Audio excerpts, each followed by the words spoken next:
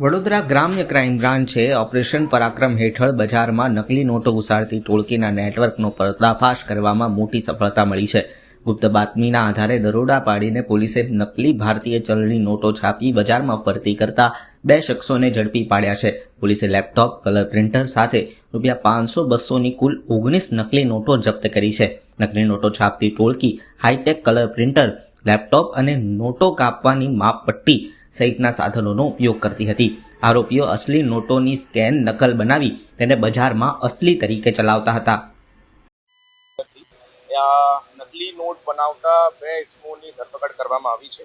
આ બંને ઇસમોના નામ નરેન્દ્ર જંગલાલ પાલ, મૂળ રહેવાસી ઉત્તર પ્રદેશનું છે અને ગયા 10 વર્ષથી આ ગુજરાતની અંદર રહેતો હતો.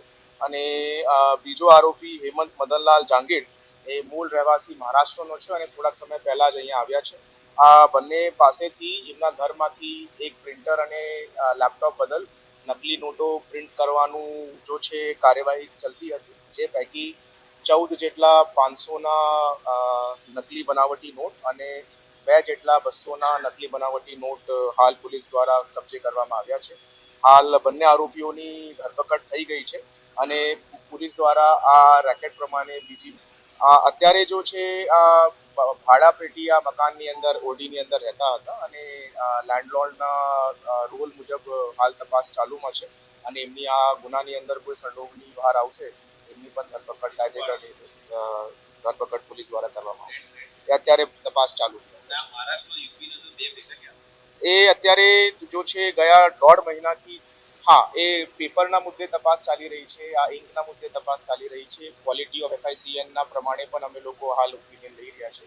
Is it HQ FICN, high quality FICN છે કે નોર્મલ FICN છે, અને સેન્ટ્રલ એજન્સીઝને પણ આ બાબતની જાણકારી આપવામાં આવી છે અને we are also sharing the interrogation report with the central agencies.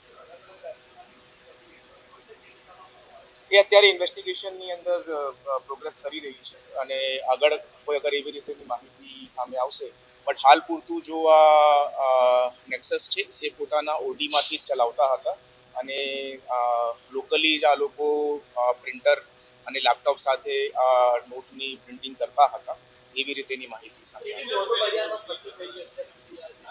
એ હાલ અત્યારે જો છે જેવી રીતેના 14 અને 2 ટોટલ 16 જેટલા નોટો જો છે હાલ બરામદ થયા છે અને કેટલી નોટો આ લોકોએ હાલ દિવસ સુધી પ્રિન્ટ કરી છે તે બાબતની પૂછપરછ હાલ ચાલુમાં છે અને એમને ટ્રેસ કરવાનું પણ પોલીસ કરે છે.